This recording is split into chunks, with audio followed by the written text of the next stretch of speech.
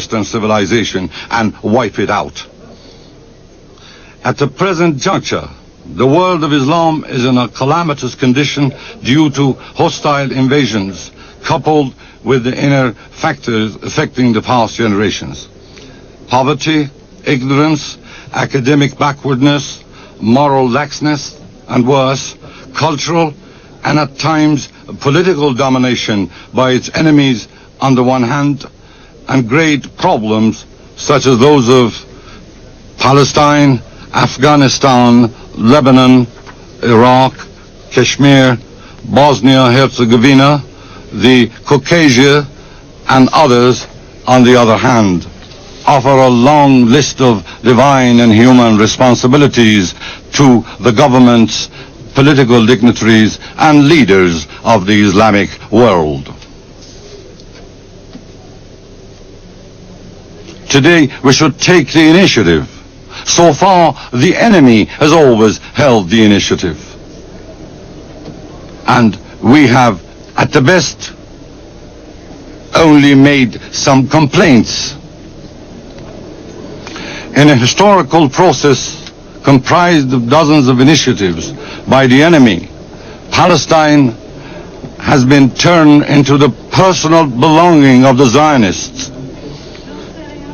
First, some Palestinian lands were purchased, then the immigrant Zionists were armed. Afterwards, civil war raged, and Palestine's dismemberment was declared. Then new parts of that Islamic Arab country were conquered and occupied. And ultimately it was usurped entirely, while parts of Egypt, Syria, and Jordan were also annexed to it. Up to this point, the Arab neighbors of Palestine have only once held the initiative, and that was the October 1973 attack by Syria and Egypt during the holy month of Ramadan. This attack did not reach full results due to the cooperation of the United States with Israel and the inaction of the Islamic countries. Nonetheless, it was a source of honor for the Arab front and led to the liberation of a part of the Arab lands. From then on, the Zionists and their supporters, headed by the United States, have all along held the initiative in chanting slogans of compromise and generally to consolidate the usurped occupation of Palestine. And they have driven their rivals to all possible extremes.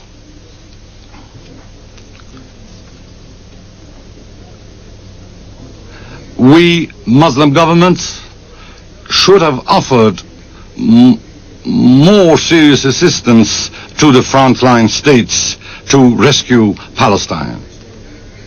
In the past, some of our governments' behavior have been disadvantageous to the frontline states. A prominent example was the government of Iran in the Pahlavi era.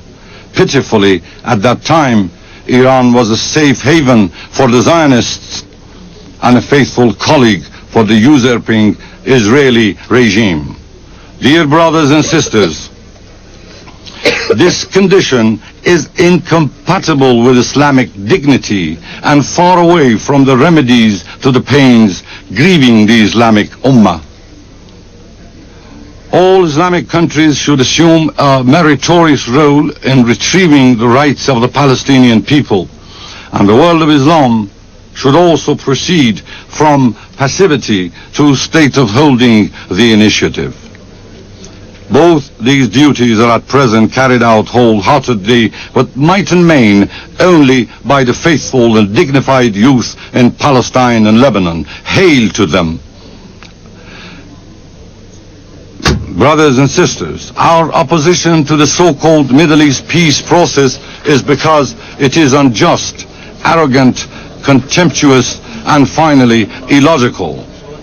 The imposed principle of peace for land means that the Zionists would return the lands of all neighboring countries, provided that we accept that Palestine belongs to them.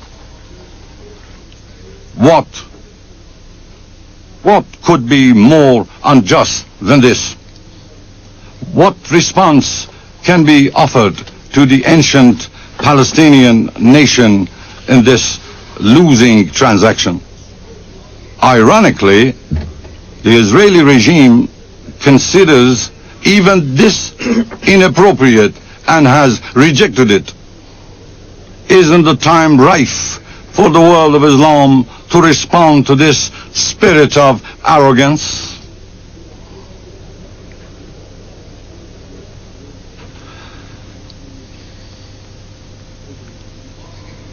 If we regulate our ties and make them brotherly, we will have power to do so. What can the United States do vis-à-vis the united front of the Islamic countries, ranging from Indonesia to North Africa? Today, global arrogance gains hope and strength by creating discord and disunity in this front. Is it not time to bolster and strengthen our ranks in this front? Perhaps the existence of an enemy such as Israel in the heart of the Islamic lands could have brought us closer. But the covert hands of arrogance effaced even this peril from along its way. Something has been done to us that at present we fear each other more than we fear the enemy. The temptations, falsehoods, and sly publicity have made the Islamic countries erroneously and unduly intimidated by one another. For 18 years now, the political designers of arrogance are breathing their poisonous breath to make our neighbors in the Persian Gulf fearful of Islamic Iran, which holds the banner of unity and brotherhood. I declare that Islamic Iran poses no threat to any Islamic country whatsoever. Blessed by the Quranic injunctions, Islamic Iran is today more avid than ever for unity, dignity, and might of the world of Islam. Thanks to the Islamic faith, and notwithstanding the enemy's publicity ploys, we Iranians have upheld and preserved our national unity in an unprecedented way and enhanced public involvement in the affairs, contrary to the claims and innate wishes of our enemies. The brilliant presidential elections this year was an example of this daily increasing public presence. The government is united in uniform and all officials are sympathetic to one another. Confidence and self-reliance are the major decisive factors in all our academic, political, economic, and cultural endeavors. Possessing of this belief in ourselves, which Imam Khomeini taught us, we have been able to reconstruct and rehabilitate a ruined and backward country left from the Pahlavi era and made even more devastated during the 8-year war imposed on us. We witnessed the same endeavor in some other brotherly countries as well. But political dignity and power are of greatest importance. Our nation and government have eradicated the influence and intervention of foreigners in their country by recourse to Islam. Nowadays, the Islamic Ummah is avid for that self-confidence and for this dignity and independence. And all of us should master our efforts to this end. It is a historical responsibility. Today the ground is paved for the fulfillment of this duty and for the regaining of dignity, power, and full independence for the world of Islam. If coordination of these efforts require help, we now have it at our disposal, the organization of the Islamic Conference. We should glance at this organization and its future prospects. Today, 27 years have passed since the fire broke out in Masjid al-Aqsa, an event which resulted in the setting up of the OIC. But the world's present conditions expose the organization of the Islamic Conference to more serious expectations as compared with those of the past. This organization can be the symbol of true unity of the Muslim countries in the face of events and their common interests. It can speak on behalf of its members, make demands, carry out requisite measures, and enjoy their financial, economic, and political backing. It can serve as a troubleshooting liaison among its members whenever measures and activities for an enormous task and a common objective require coordination. The organization can act as the coordinator. Where needed, it can engage in arbitration, and when beneficial, it can offer advice and consultations. At present, though the world of Islam has a share of less than 20% of the global trade, which is the approximate ratio of Muslims compared to the overall world population, very insignificant percentage of this amount is devoted to trade among the Islamic states. The organization can play an active role in this effective economic area, which will have impacts on politics of these countries as well. Currently, some of our countries enjoy a precious natural and productive facilities, as well as academic, industrial, and cultural capacities and capabilities, while some other countries are in dire need of these. The organization can seriously intervene in fostering a logical and just exchange of such facilities. Today, large groups of Muslims are inflicted by heart-aching pains that entail immediate solutions. For instance, at present, some Afghan states, such as Bamiyan, are exposed to public starvation and terribly cold winter conditions. The people of Iraq are facing some most difficult problems in their history due to scarcity of foodstuff and medicine. And lives of millions of human beings, especially children, are being threatened. In Algeria, the most gruesome crimes are perpetrated by covert hands to accuse the Islamists and to defile Islam. In Bosnia, Kashmir, Somalia, Karabakh, and some other regions, the Muslims are beset with their own problems. The organization of the Islamic Conference can set up special committees to see to these issues and solve the tangles with an effective measure in which all members may participate.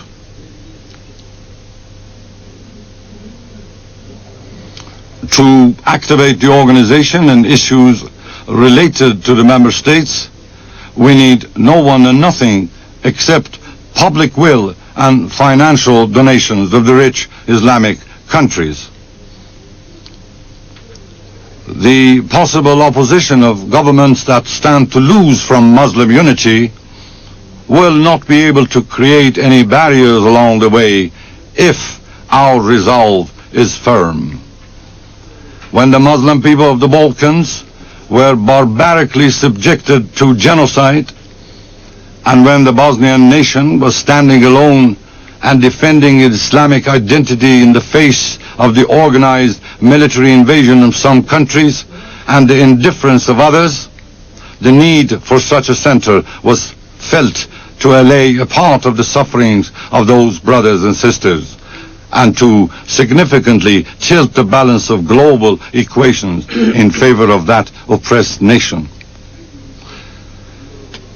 Right now, the presence of foreign warships, and more importantly, the United States military muscle flexing in the Persian Gulf, which is an Islamic sea and an important source of energy for the entire world, is a big cause of insecurity. A powerful organization of Islamic conference can, on the one hand, use the medium of Islamic power and dignity to force the aliens to stop this intervention, and on the other hand, eliminate the pretext for this improper presence in the region. The organization can, when needed, employ forces from the Islamic countries to preserve and safeguard peace and security in this area. At present, Muslim minorities are intensely in pain in some countries due to discrimination, oppression, and discriminatory treatments. It is incumbent on all Muslims to aid and assist them. But in order to offer serious and acceptable assistance within the framework of international relations, we are in need of an Islamic Inter-Nation Center. And which center can be more adequate than the Organization of Islamic Conference? There are scores of incomplete and half-done enterprises, each of which is the duty of all Islamic countries, governments. I am only mentioning some examples. In all these instances, no single Islamic government can fill the vacuum for an Islamic governmental center. Brothers and sisters and dear guests, let us benefit from the opportunities with the succor of the Almighty and gain greater proximity to one another. Let us strengthen and cement the center that binds us together. The organization of the Islamic Conference should be able to follow up its resolutions until full implementation so that such meetings would be fruitful for our nations. The organization should, moreover, be able to establish the inter-parliamentary union of the Islamic countries and translate the idea of the common Islamic market from a far-fetched dream to a reality. It should lay the foundations for an Islamic arbitration tribunal. And finally, as the representative of some 55 Islamic countries and 1 billion and several hundred million people, the organization of the Islamic Conference should become a permanent member of the United Nations Security Council and be the 6th member with veto right, so long as this right exists.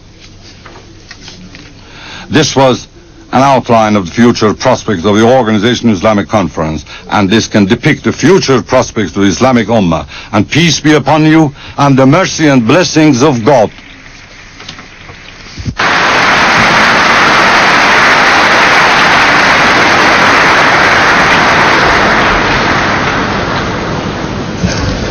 Ayatollah Ali Khamenei welcoming delegates from more than 50 Islamic countries to this Islamic summit, pleading with them to unite, to strengthen their organizations so that they can face the challenges that all Islamic nations are facing. In his words, Ayatollah Khamenei says Iran poses no threat to any Islamic country whatsoever. He also made some statements about Mideast peace process, one of the issues high on the agenda, and he called it unjust, arrogant, tempestuous, and illogical. For some more analysis, I want to bring in CNN's Christian Amanpour, who is in Tehran covering that conference. Christian, what is your impression? Any surprising overtures here from Ayatollah Khamenei?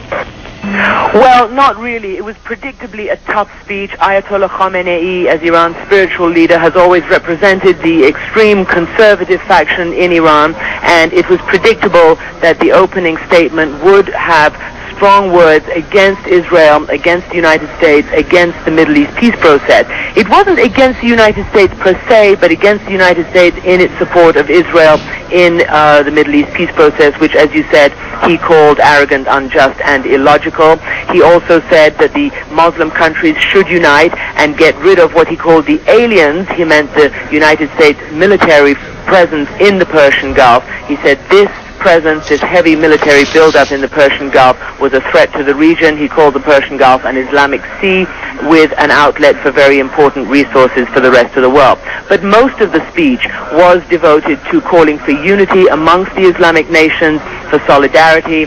He called for the OIC, this conference itself, to go forward with avenues to redress problems amongst the Muslim world. He said that Muslims are separated into those who have great national resources and those who are very poor, and he said it was up to Muslims to be able to redress that balance and help their poorer neighbors. He also said that despite his denouncement of what he called cultural, political, and military invasion against Islamic nations throughout the years, that much or part of that blame could be laid not just at the invaders, as he termed them, but at the Muslims themselves, for not being strong enough, united enough, not having enough solidarity to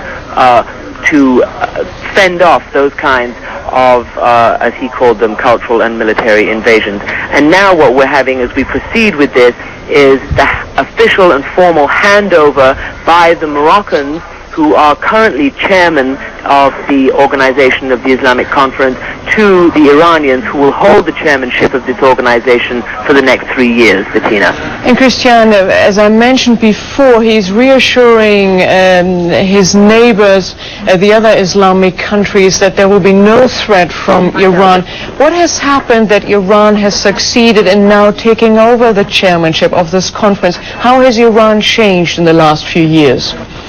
Well, importantly, he said that Iran, as you say, would be no threat, and he emphasized this, to fellow Muslims, fellow Islamic nations. He said this in response to urgings from other nations, and he mentioned again the United States and Israel, to Islamic countries in the Persian Gulf area not to be friends with Iran and to isolate Iran. He reiterated that Iran posed no threat, and perhaps this meeting gives the most demonstrable proof of that, or at least a gradual reacceptance by these Gulf states of Iran back into the fold, because as you know, since the revolution, Saudi Arabia, Kuwait, the Emirates, Egypt, Jordan, all sorts of countries in this region have been very afraid, if you like, have had their political differences, have shunned Iran, and have been reluctant to accept Iran, because Iran has constantly been talking about exporting its Islamic revolution, its militant brand, certainly in the early days, in the early years, and this was very discomforting to most of these countries. But many of them have sent their top officials here. One of the most important guests is the Saudi Arabian Crown Prince, who's coming here, the highest-ranking Saudi to visit Iran in the last 18 years since the revolution. The foreign minister of Egypt is here, again the highest-ranking Egyptian. The Crown Prince of Jordan is here, again the highest-ranking Jordanian. Also the Vice President of Iraq is here, the first such level of representation in Iran since Iran and Iraq fought those bitter 8-year war between each other. So while Iran has not been able to get all of the heads of state, for instance, Hosni Mubarak of Egypt here, King Hassan of Morocco is not here, King Hussein of Jordan is not here, it has managed to get high-level representation with feelers, if you like, from all these countries on the possibility of restoring full ties. But things are still not all cozy between Iran and its neighbors. It's a process that is underway, that is beginning. It's a process that the new president, Khatami, has repeated over and over again he wants to see happen, to make better neighbors between Iran and its neighboring countries in this region, and for a better understanding within the Islamic world. And as Khatami has extended this proposal to then making a better understanding between Iran and the rest of the international community. Now, it remains to be seen just how much power President Khatami has in terms of foreign policy, but his tone, at least, is conciliatory. I'm Mark Bruzonsky, your host for this weekly program, Mideast Realities, and thank you for watching. If you too are concerned about the situation in today's Middle East and about U.S. policies toward that crucial region of the world, and if you'd like to meet like-minded persons, why don't you come to one of our weekly social meetings? I'll be there, of course. Just give us a call for details.